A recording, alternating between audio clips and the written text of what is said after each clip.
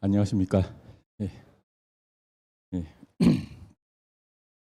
역시 연구원에 오니까 조금 뭔가 이렇게 생동감 같은 게 제 개인적으로 물론 예, 예전에 우리 이경 박사님 살아생전에 많은 분들이 같이 모여서 공부하고 또 함께 그 보살로서 실천을 같이 하면서 그 뜨거웠던 열기 이런 것들을 그런데 비할 수는 전혀 없지만 그래도 제 개인적으로는 이렇게 이런 강의가 있어야 제가 서울에 오거든요.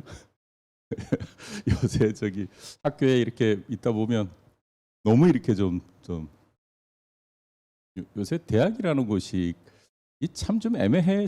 이제는 이제 정상으로 이렇게 대면 수업으로 환원하는데 그래도 이게 아직 비대면에 그런 게 있어가지고 또 이미 이제 3년 동안 비대면 수업에서 많은 변화가 있어가지고 학교에 학생이 별로 잘 안 오고 그래가지고 학교에 이렇게 있어도 아이고 당연히 와야 될 사람들이 많은데 이 얼굴 보기도 어렵고 그리고 또 이제 3년 동안 그 비대면 하면서 또 시험을 다 따가지고 이제 저희 불교문화학과 같은 경우는 좀 복수 전공을 좀 유도를 또 하고 해서 뭐 수업 다 들었습니다 하고 우리 과는 안 와도 딴 과에 가서 이제 놀고 이러는데 그래가지고 뭐 혼자서 이제 뭐 연구실에 있는 것이 뭐 저희들 일이니까 그렇게는 하는데 조금 이렇게 사람과 사람이 역시 이렇게 좀 교류를 하고 만나고 또 얘기를 하고 이러는 일들이 예전에 비해서는 많이 좀 줄어든 그런 상황인데 이렇게 연구원에서 불러주시고 또 같이 얘기 나눌 수 있는 기회가 금강경에 대해서 또 얘기할 수 있는 이런 기회가 있어서 감사드립니다. 특히 올 11월 달은 더욱 더 여러 가지로 뭐 의미가 큰 그런 날이었던 것 같아요. 지난 우리 11월 초에 우리 불현 선생님 그 세미나라든가 뭐 유마정사에서의 그런 기념법회라든가 또 그 언저리에 이제 또 저도 이제 뭐 하나의 그런 기념할 만한 그런 일도 있고 해서 상당히 많은 그런 일들이 약간 그 기억 속에 이렇게 아마 내면에 이제 저장은 되겠지만 아직까지는 완전 저장이 안 되고 좀 이렇게 드러나서 학술상이라는 것 생각지도 못했지만 저런 걸 받으면 기분이 어떨까? 뭐 그런 생각도 좀 해봤는데 받으니까 기분이 좋긴 좋네요. 근데 이제 이게 조금 타이밍상으로 제가 만약에 한 40대나 50대에 받았으면은 아마 더욱더 아마 좀 부담이 좀 더 있지 않았을까 싶은 생각도 좀 들어요. 학술상 받은 사람 쓴 논문이 어떤가? 학술상 받은 사람이 뭐 말이나 행동이나 논문 이런 것들에 대한 검증이 될 텐데 사실 제가 이제 지금은 이제 앞으로 좀 정년 퇴임이 얼마 안 남아가지고 별 이렇게 평가받을 일이 학교에서는 별로 의무적인 거는 별로 없어요. 제 스스로가 이제 뭐 평가받을 일은 뭐 있겠지만 그래서 어떤 의무적으로 뭐 남에 의해서 막 평가를 받는다든가 뭐 그런데 막 이렇게 스트레스를 받을 일은 아닌데 그렇기 때문에 사실 제가 이번에 그런 학술상과 관련된 그 저술도 아무 진짜 생각이 없다가 갑자기 이제 그렇게 연락을 받고 그걸로 뭐 이렇게 상을 준다 하니까 이게 도대체 이게 무슨 일인가 뭐 이 로또 맞은 거하고는 비교할 수는 없을 것 같은데 뭐 하여튼 여러 가지 생각들을 지금 하면서 아직도 좀 그렇게 보내고 있는데 하여간 그렇지만 그거는 있는 것 같아요. 여러분들도 나중에 한번 패불 해석이라는 책을 한번 살펴봐 주시면 좋겠지만 만약에 숭유옥불 우리 조선시대 숭유옥불이 조선 1392년 조선이 이제 개국하고 나서부터 고려 시대에 거의 한 450년 동안 국교였던 불교가 이 조선 시대 초기에 완전히 이제 유교에 의해서 유학자들에 의해서 또 유교 정신에 의해서 불교가 완전히 탄압을 받지만 만약에 거기서 완전히 탄압을 받아서 나락으로 떨어지지 않고 그게 어느 정도 우리 문화를 유지하는 어떤 기층의 그 기층 뭐 하여튼 기층이 되겠죠. 표층이니까 기층이 되게 기층에서 아예 하층으로 떨어지는 게 아니라 그래도 상당히 중요한 우리 문화의 일부라고 어떤 간주되고 유학자들도 불교를 천대시하거나 하대시하지 않고 우리 문화의 중요한 전통으로 받아들이는 전통까지 나락이 아니라 그 정도까지 유지할 수 있도록 되었다고 한다면 이 문화가 과연 어땠을까? 뭐 고려시대의 국교였던 불교가 조선에 와서 탄압을 받아서 아주 그 하층으로 떨어진 게 실제 지금 역사의 모습이라고 할 수 있더라도 실질적으로 표면적으로 그렇게 떨어지지 않고 유학과 견우는 어떤 사상 체계로서 뭐 중류층 또는 상류층에 그대로 유지되었다면 어떤 모습이었을까? 뭐 그런 생각도 한번은 해볼 수 있는데 아마 그것도 숭유억불이라는 불교 탄압을 적극적으로 막아내려고 했던 사람들이 그 유학자들의 탄압보다 그것을 막고 불교를 선양하려고 했던 사람이 더 많았다고 한다면 아마 그렇게까지 하대시 되지는 않았을 것도 같아요. 근데 어쨌든 역사의 흐름 속에서는 조선시대에 우리가 불교를 얘기할 때는 어쨌든 고려시대의 불교의 그런 전통으로서 뭐 이렇게 흐름으로서 뭐 기층이라 그럴까요? 정신적인 어떤 토대에는 불교가 이렇게 그 상당히 그 중요한 역할을 했다고 하지만 그렇게 했다 하더라도 사회의 어떤 지식인이라든가 대부분의 사람들이 불교를 중심의 어떤 문화로서 이해하기에는 고려시대는 아마 그러진 않았어요. 아니, 조선시대는 그러진 못했을 것 같아요. 그래서 이제 그런 것들을 사실 저도 한번 생각을 해보고 그리고 또 불교가 그렇게 나락으로 떨어질 일이 아니었다고 생각되는 것은 그 조선시대 초기에 태조 이성계의 그 왕사 국사에 해당하는 무학대사도 그렇고 상당히 많은 승려들이 실질적으로 역할을 하면서 처음부터 완전히 뭐 이렇게 배척을 당한 게 아니라 계속 가면서 배척이 되어지는데 초기에는 상당히 그래도 그러니까 소위 말해서 조선의 기틀을 만든 사람들 입장에서 특히 태조 이성계 같은 분들한테는 무학대사도 있었고 또 뭐 상당히 많은 분들이 있었는데 어떻게 그렇게 뭐 성종 때 연산군 때 막 가면서는 완전히 뭐 그냥 소위 말해서 좀 죄송한 표현 박살이 나듯이 그냥 그렇게 해서 뭐 우리 문화 사회에서 불교를 공적으로 이렇게 얘기할 수 있는 그런 터전이 없어졌다고 이렇게 보여지는데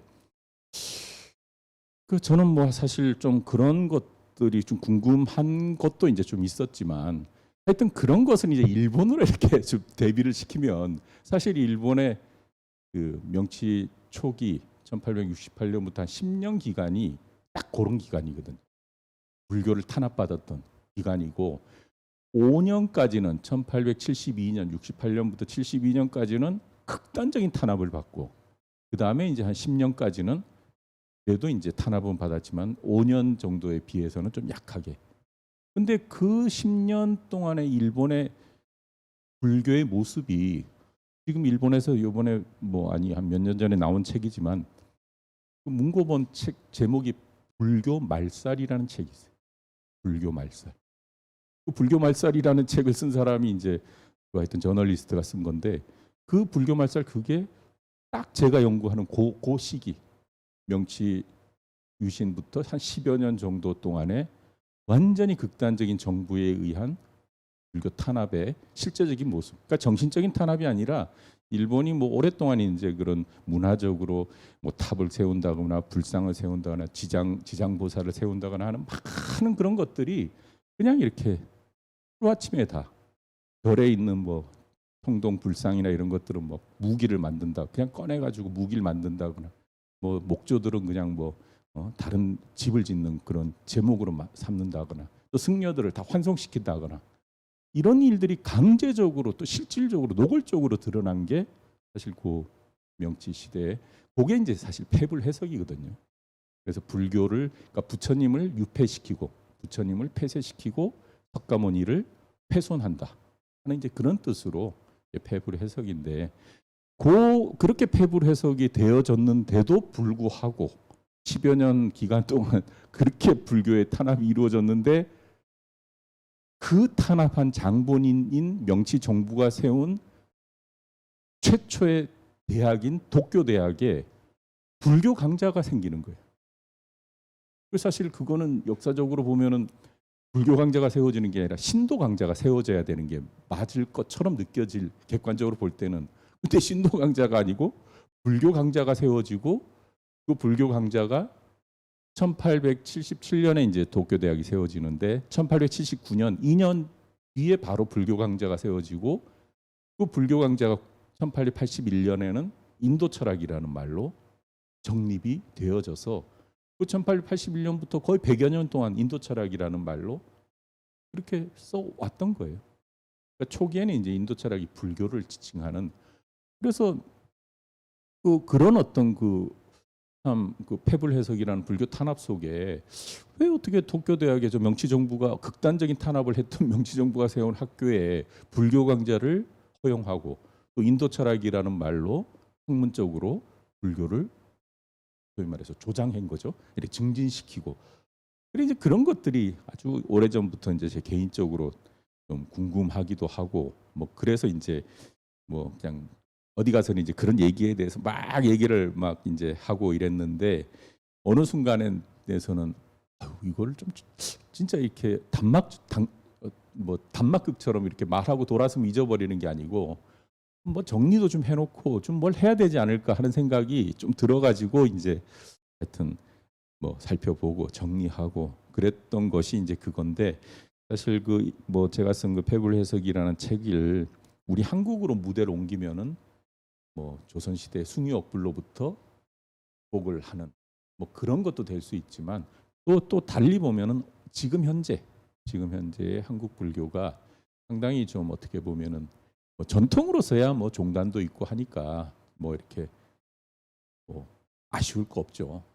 스님들도 있고 뭐 한데, 그런데 이제 이 종교나 철학이라는 것이 사회적으로 뭔가 활하게 움직여서 사람들한테 자극을 주고 또 가령 예를 들어서 우리 구도의 어떤 옛날에 우리 이경 박사님 계시는 것처럼 진짜 그런 어떤 많은 사람한테 영향을 주면서 또 그런 분위기를 통해서 그렇게 이 어떤 그 진리에 대한 어떤 소위 말해서 목매다는 사람들한테 뭔가 이렇게 아낌없는 그런 자양분을 줄 수 있는, 뭐 기독교만이 진리는 아닌 것 같은데 기독교 말고도 우리가 대안이 되는 위대한 이 불교의 정신을 알릴 수 있는 뭐 이런 것들에 대해서 뭔가 이렇게 객관적으로 이렇게 잣대를 보면은 사실 지금은 뭐 전통적인 승단이야 뭐 그렇게 유지되고 있다 하더라도 사회적으로는 우리 불교의 그런 모습들, 특히 이제 제가 불자들의 이런 어떤 활동이라든가 이런 것들이 뭐 그렇게 눈에 띄게 뭐 많이 보여지는 그런 상황이 아닌 이런 속에서 어떻게 하면 이제 진짜 불교에 대한 그런 되살리고 또 더 좋은 점을 드러낼 수 있는 그런 것들을 어떻게 하면 좋을까 하는 그런 것들도 사실은 하나의 그 어떤 연장선상에서 이렇게 생각할 수 있는 그런 과제라고도 생각이 되는데, 뭐 하여튼 그런 거 저런 거를 쭉 생각하면서 오늘 뭐 여러분들하고 이렇게 다시 만나면서 역시 이런 우리 구도회나 또 연구원 이런 어떤 뭐 끊임없이 뭔가 이렇게 재창조할 수 있는 이런 어떤 진리의 어떤 샘물과 같은 이런 것들이 많아져서 많은 사람들한테 이렇게 더욱더 좋은 어떤 그런 어떤 뭐 지식이면 지식, 진리면 진리, 뭔가 이렇게 정신적인 자양분을 제공할 수 있으면은 좋겠다 하는 생각을 하면서 오늘 조금 와서 앞에서도 이렇게 얘기를 합니다. 그래서 뭐 하여튼 참 생각지도 않은 그런 일을 지금 이제 조금 이렇게 뭔가 이제는 조금 더 안정적으로 이제 이렇게 해야 되겠지만 그래도 참 조금 감사하고 또 사실 저도 이제 나중에 만약에 이런 학술상이나 이런 게 없었다 해도 진짜 제가 그 폐불 해석을 쓴 거는 좀 그런 뜻은 많았거든요. 나중에라도 보면 누군가 알아줄 거다. 그런 생각을 했는데 아유 몇 사람들이 그 심사위원들이 조금 눈이 삐었나 그렇게 알아줘가지고 갑자기 이렇게 뭐 이렇게 분위기가 되니까 저도 조금은 이상하면서도 어쨌든 감사하고 또 뭐 그런 어떤 생각을 끊임없이 이렇게 할 수 있도록 해준 우리 연구원도 그렇고 또 우리 보살이라는 그런 걸 가르쳐준 이경박 쌤도 그렇고 하여튼 많은 분들이 그래도 그 앞에서 좀 이렇게 인도를 해주셔서 뭐 이런 일이 생긴 거 아닌가 하는 생각도 들면서 하여튼 그렇게 왔습니다. 그리고 그날 참석해 준 우리 구도회 그 여러 그 어르신 우리 보살님들이나 여러분들 아유 진짜 참 고마웠어요. 아이고 뭐 그 수상한다고 하는데 가보니까 뭐 조그만한 자리라고 생각했는데 아유 강당에 굉장히 큰 강당인데 가니까 어우 이건 뭐 한 150명도 와도 될 수 있는데 아유 뭐 제가 이렇게 오시라고 했던 분이 몇 안 되거든요. 아 그리고 저보고 뭐 10사람만 그 점심 식사를 이렇게 해줄 테니까 많이 오지 말고 한 10분만 모시라고. 아 그래가지고 제가 막 전화해서 막 다 오라고 이렇게 하고 싶은데도 그럴 수도 없이 그래가지고 전체적으로 보니까 한 13-14분 정도는 오셨는데 아 처음에 딱 가니까 그 넓은 장소에 13-14분 뭐 이렇게 보니까 야 이거 진짜 너무 좀 썰렁한 거 아닌가 하는 생각이 들었는데 뭐 나중에 어쨌든 한 30-40분 이래 오셔서 그렇게 썰렁하진 않았지만 그래도 우리 구도에서 오신 분들이 계셨기 때문에 진짜 좋았어요. 감사했고 그리고 충분히 그 분위기를 잘 매치시켜 주었고 뭐 하여튼 그런 것이 이번에 그 우리 구도지에 아까 제가 받았는데 구도지에 거기 사진도 그렇게 좀 있어서 어쨌든 감사했습니다. 예. 좀 역사 얘기나 이런 것들은 어떻게 보면 이제 뭐 이렇게 있는 사실들을 막 얘기하는 거니까 좀 생동감이 느껴지는데 이게 이제 사상 철학이나 뭐 이렇게 종교 철학 이렇게 들어가면 사실 이제 이게 막 생동감보다는 뭔가 이렇게 고민하고 살펴보고 뭔가 사색하고 이런 게 필요한데 사실 이제 우리가 오늘 여기 그 금강경 그 전체 과분으로 따지면 제5 열의실견분을 오늘 볼까 생각을 하는데요.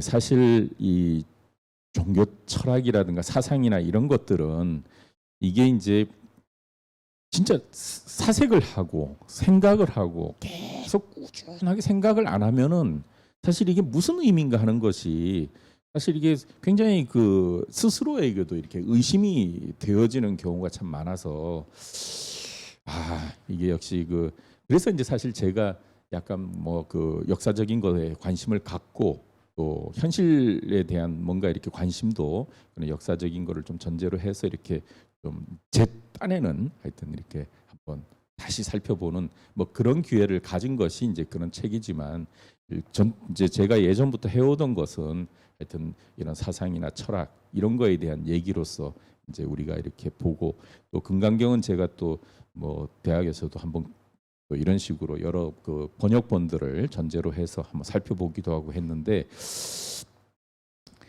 사실 금강경에서 얘기하려고 하는 것은 진짜 우리 구도회 여러 보살님들이 실천하고 있기 때문에 뭐 읽어도 이게 무슨 임팩트가 있을까 하는 생각이 가끔 들 때가 조금 있어요. 금강경에서 그런 얘기 있잖아요. 뭐 태란 난습, 태생, 난생, 습생 뭐 모든 중생들이 무수히 많은 중생들이 있다 해도 있어서 보살이 그 중생을 다 열반에 이끈다고 해도 그 열반에 이끌었다는 생각도 내지 말고 스스로가 뭔가 그 어떤 그 뭔가 이렇게 집착하는 거기에 머물지 말고 근데 그 집착하는 그 자체가 집착하는 대상으로서 얘기되어지는 것이 아상, 인상, 중생상, 수자상 거기에 덧붙어서 나오는 게 또 엄청 많아요. 그랬을 때 이제 그 아트만 같은 이런 개념들은 사실 뭐 아트만 그럼 좀 이렇게 하지만 우리가 이제 좀 불교는 우리가 무아설을 얘기하잖아요. 아트만이 없다고 얘기하지만 가령 기독교 신 같은 개념들 이런 개념을 믿고 그 그 개념을 철저히 신앙한다고 치면은 얼마나 편하겠어요? 내가 신을 믿으면 죽으면 천국에 가서 신이 다 알아서 해줄 거고, 내가 아무리 여기서 나쁜 짓을 했지만 마음속으로 늘 반성하고 회개합니다 하고 뭐 신을 믿었다면 죽음도 무섭지 않을 것 같아요. 좀 죽음 시기 기다리고 있을 텐데. 근데 그런 식의 개념이 아트만도 좀 비슷하거든요. 아트만 같은 경우도 우리가 그 인도에서는 사람을 이렇게 화장하잖아요. 근데 사람은 죽으면은 죽음으로 끝난다는 게 아니라 그 삶 전체의 어떤 활동에 뭔가 DNA 같은 뭔가를 담고 있는 뭔가 어떤 그 영혼과 같은, 그걸 이제 아트만이라고 얘기하는데, 그런 것이 죽은 뒤에도 분명히 남아가지고 그것이 윤회를 한다는 거예요. 그래서 다시 윤회를 하니까 다시 이제 뭔가 돌아와서 어떤 계기를 통해서 다른 걸로 태어난다는 거지. 그러니까 그렇게 있다고 치면은 그런 얘기도 가능한 거죠. 근데 그거 죽은 뒤에 그런 아트만을 본 적이 있느냐, 만난 적이 있느냐, 그런 아트만을 가지고 태어난 사람이 태어나가지고 내가 전생에 이런 아트만의 소유자였다, 내가 전생에 이 사람이었다, 이렇게 얘기한 사람이 있느냐? 걸요.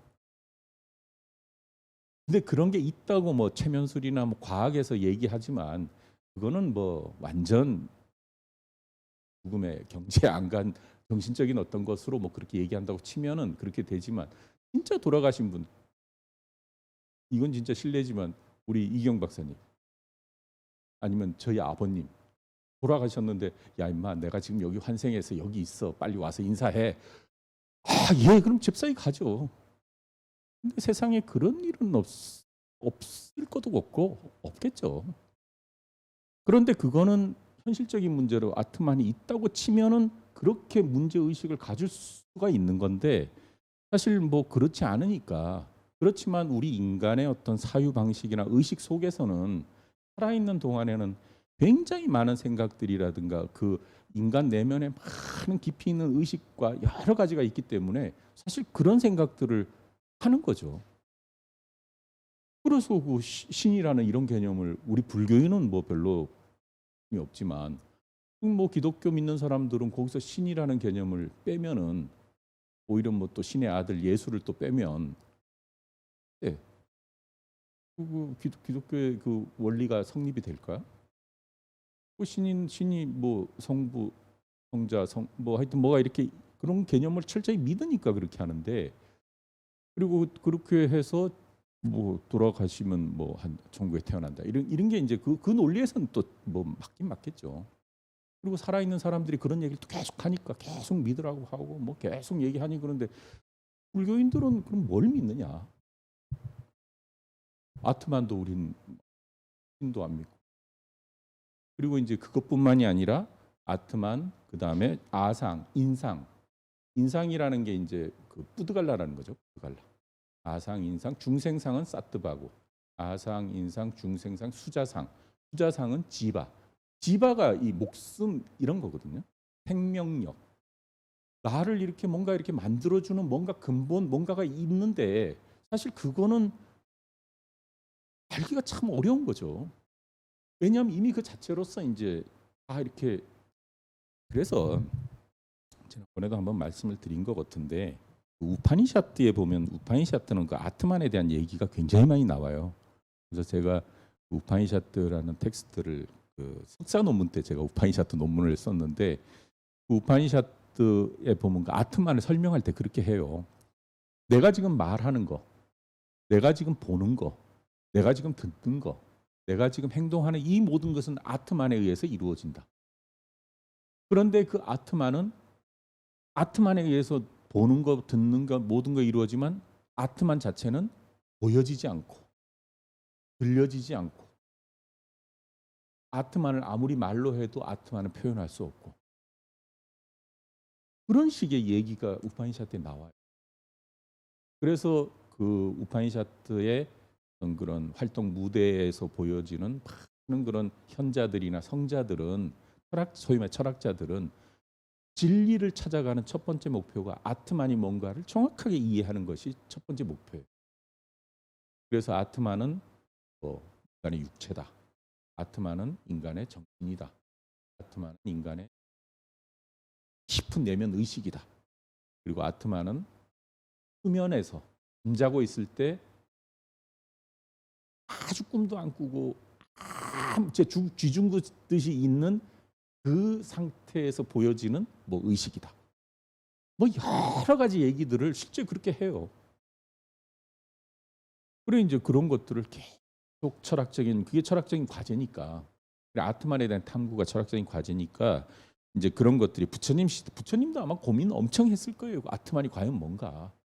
아트만이 뭔가 하면 아트만은 이제 그 힌두교 그 바라문교에서는 아트만은 이 궁극적인 신에 해당하는 브라만의 속성이거든요. 그러니까 아트만을 안다는 것은 브라만을 아는 것이고 아트만과 브라만이 동일하다는 것을 아는 것은 그것이 해탈이고 탁탁 떨어지는 얘기인데 부처님도 그렇게 적인 그런 왕자로서 그렇게 했으니까 충분히 바니샤트도 읽고 많은 성전도 읽으면서 과연 이 우주의 진리가 뭔가? 그 당연히 이제 바라문교에서 얘기하는 것처럼 아트만이고 브라만이고 아마 그 다 충분히 들었을. 그런데도 불구하고 그게 과연 진짜 진리일까? 그래서 많은 사람들은 그 당시 육사외도라고 하는 초기 불교 시대의 육사외도라고 하는 똑똑한 사람으로서 성자로 추앙받던 사람들이 많은데 그 많은 사람들 중에 거의 대다수는 다 아트만을 부정한 사람이 별로 없어요. 다 인정해요. 하물며 자이나교의 그 자이나교라는 종교 있잖아요. 나체로 이렇게 승려가 스님이 완전 그 자이나교의 스님들은 이 옷을 안 입잖아요. 왜냐하면 옷도 소유욕을 일으킨다. 집착을 일으킨다. 완전히 근데 그런 종교를 그 마하비라라는 그 사람이 이제 자이나교의 개조인데 마하비라하고 부처님하고는 거의 비슷해요. 마하비라가 아마 10살 정도 더 나이가 많았고 거의 북인도 지역에서 거의 비슷한 지역에 같이 이제 활동도 하고 거의 그래서 실질적으로 우리가 성지순례해서 북인도 가보면은 자이나교 성지 굉장히 그 자이나교 성전, 자이나교 사원들이 부처님 성전에 거의 그대로 다 있어요. 하면은 불로등 벗은 그런 구루라 그래야 되나? 어떤 그런 성자들이 그렇게 있는데, 근데 그 사람은 그렇게 아트만을 그러니까 부정하지 않아요. 그런데 이제 바라문교에서 얘기하는 아트만은 부정하지. 바라문교에서 얘기하는 아트만은 사람이든 동물이든 식물이든 존재하는 모든 것은 다 동일한 아트만이라고 그래요. 왜냐하면 바라문이 하나니까. 그러니까 브라만 우주의 진리가 하나니까 그 아트만도 하나라 그래요. 근데 자이나교의 그 마합이라는 어떻게 동물의 아트만하고 인간의 아트만이 같을 수 있느냐? 동물의 아트만하고 식물의 아트만은 같을 수 없다. 그래서 아트만을 그 어떤 종류별로 따라 가지고 다르다고 얘기를 해버려요. 그래서 이제 그거는 그 전통적인 바라문교하고는 차이가 있는 거지만 그렇다고 해도 불교처럼 그게 없다라고는 아니고 그냥 있지만 다르다 이렇게 얘기를 하는데 불교는 아예 이제 처음부터 없다 이렇게 얘기를 하고 그럼 진리의 근거는 뭐냐? 그게 이제 연기법이죠. 이 우주의 삶의 진리를 뭔가 이렇게 우주와 삶이 이루어져가는 진리를 통찰하는 그런 걸 깨달았고 깨달은 내용이 뭐냐 하면 저는 연기법이라고 생각해요. 아니면 연기법을 깨달으셔서 깨달음을 얻고 부처가 되었다고 생각하는데 이제 그런 연기법으로서 모든 것을 설명하는 입장하고 그런 어떤 아트만이나 브라만이나 뭔가 이렇게 그런 어떤 절대적인 어떤 그런 하여튼 그런 존재를 믿는 입장하고 이제 이런 것들이 이제 부처님 이후에 이제 불교의 전통 속에는 이렇게 새로 이제 이렇게 형성이 되는 건데 그런데 이제 이 금강경에 오게 되면 이제 대승불교 오게 되면 좀 그런 것 같아요.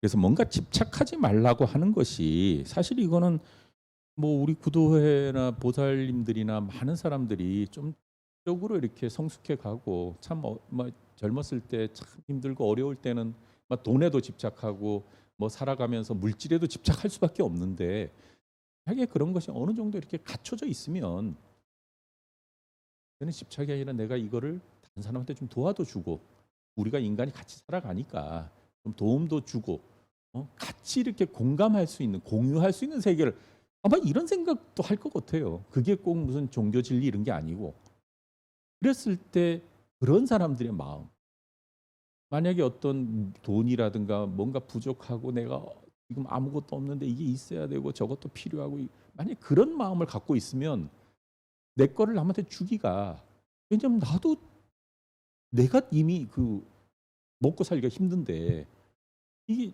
내가 이게 갖춰지지 않는 속에서 남을 도와주고 그러면서 나는 더욱더 피폐해진다면 그거는 아마 좀 상식에는 잘 안 맞지 않을까 싶은데 적어도 한 40대 후반 50대 넘어가면서 어느 정도 이제 사회적으로 또 이런 어떤 뭔가 이렇게 갖춰질 것도 갖추고 마음의 그런 훈련도 한 분들한테는 사실 그런 집착이라는 이런 게 좀 별 생각 없이 그냥 아낌없이 주고 저 사람이 잘 살아야 우리 사회도 잘 살고 나도 편하고 또 내가 저 사람이 좀 도와주면 내가 편하죠 사실.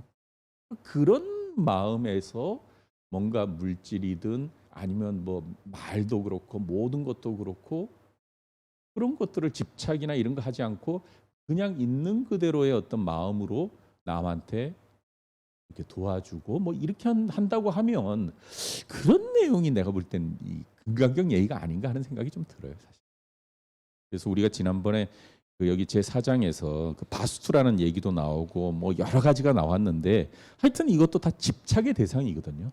뭔가 사람이 그냥 단순하게 이렇게 연기법으로 이거는 그냥 뭐 이렇게 인연이 있으니까 그렇게 된 거야 하고 이렇게 넘어가야 되지만 그러지 않고 뭔가 이렇게 맺혀가지고 이거는 뭐 이거는 눈이고 이거는 귀고 이거는 부처의 말이고 이거는 옳고 그리고 뭔가 이렇게 딱 따지면서 거기에 딱 집착하는 좀 그런 것들에 대해서 이 금강경은 상당히 그런 거를 주의하고 그러지 말라고 하는 것이 이 금강경의 얘기 같은데 특히 오늘 지금 제가 지난달에 이제 조금 보면서 약간 얘기는 했지만 오늘 우리가 보려고 하는 그 제5 과분 열의실견분의 내용도 좀 그런 면에 이렇게 그 관련이 되는데 그 집착이 만약에 이러면 어떻겠어요? 대승불교는 지금 이제 대승불교는 사실 어떻게 보면 기존의 부파불교라든가 기존의 초기불교, 부파불교의 전통이 있거든요. 근데 부파불교까지 오게 되면 이게 거의 이제 불교의 신앙 대상의 그러니까 불법승 삼부가 있는데 적어도 부파불교의 그런 어떤 그 전통 속에 있는 사람들 입장에서 부처님이란 누군가? 그 부처님은 전통적으로는 32상, 80종호 어떤 특성을 갖추고 있고 어떤 모양을 갖추고 있고 또 부처님이라는 어떤 성자로서의 실질적인 존재가 역사적으로 있었던 거죠. 그런데 그런 분을 불보로서 존중하고 불보로서 받들고 소위 말해서 이제 우리가 이 부처님 같은 이런 분들을 그분을 절대시하고 이래야 되는데 그런데 대승에 오게 되면 그런 상에 사로잡히지 말아라. 부처라고 하는 육신의 상에 사로잡히지 마. 부처님이 말씀하신 근본 의미, 근본 진리가 뭔가를 늘 생각하고 그런 눈에 보이는 상이 아니라 그 진리로서의 부처님의 모습에 늘 관심을 두고 살피도록 하라. 이렇게 만약에 말을 한다면 그 전까지 부파불교 사람들은 기존의 불법승 삼부를 전제로 해서 부처님이라는 그런 형상이 있고 그런 분에 대해서는 나만이 알고 왜냐하면 부파불교 교단의 승려들은 나만이 그 부처님의 말을 내가 전달해 줄 수 있고 나만이 부처님의 말을 경전을 읽었으니까 내가 얘기해 줄 수 있는데 이 대승불교 사람들은 그런 형상에도 사로잡히지 않고 부처님의 진리가 뭔가를 알게 되는 순간에는 누구나 다 부처가 될 수 있다. 비록 부파불교에서 보는 스님들이나 승려들의 그런 모습이 아니더라도 대가자라 하더라도 부처님의 진리 법신불이죠. 소위 대승불교에서는 법신불이란 말을 많이 쓰는데 진리로서의 그런 부처의 모습에 뭔가 통찰하고 깨달아서 반야지혜를 얻고 부처님이 그 깨달았다고 하는 그런 세계를 내가 통찰했으면 그러면 그것은 승려가 아니더라도 내가 저로서 또는 뭔가 종교 진리자로서 보살로서 원하는 걸 얻은 거 아니냐. 그렇게 생각한 사람들이 이 금강경을 쓴 것 같아요. 그래서 보이는 상에도 집착하지 말고 그 보이지 않는 그 진리를 탐구해야 되는데 그 보이지 않는 진리에도 사실 이제 오늘 그런 얘기가 나와요. 그래서 이게 이제 또 오늘 참 이게 좀 예민한 문제가 될 텐데, 하여간 그 뭔가 집착하지 말라고 하는 것, 아상, 인상, 중생상, 수자상, 그 다음에 뭐 많은 것도 있었잖아요. 바수도 있었고, 안이비, 설신의, 뭐 다르마도 있었고, 다르마도 있고, 또 앞으로 가면은 다르마에도 집착하지 말고, 아다르마, 보통 정법, 뭐 정법, 비법, 뭐 이렇게 얘기되는데, 하여튼 정법에도 집착하지 말고 하물며 정법에 집착하지 않는 사람이 악법에 집착하겠느냐 뭐 이런 식으로 이제 얘기가 나오는데 뭔가 하여튼 그렇게 실체라든가 본질이라든가 뭔가 이렇게 마음에 뭔가 이렇게 맺혀지는 어떤 실체적인 의식에 근거하지 말고 그래서 이제 그런데 뭐 무주상 보시라든가 뭐 이런 개념들이 뭔가 집착하지 말고 진짜 자연스럽게 이렇게 사람들한테 보시도 하고 이래라고 한 것인데 지난 달에 했던 하여튼 뭐 그래서 뭐 하여튼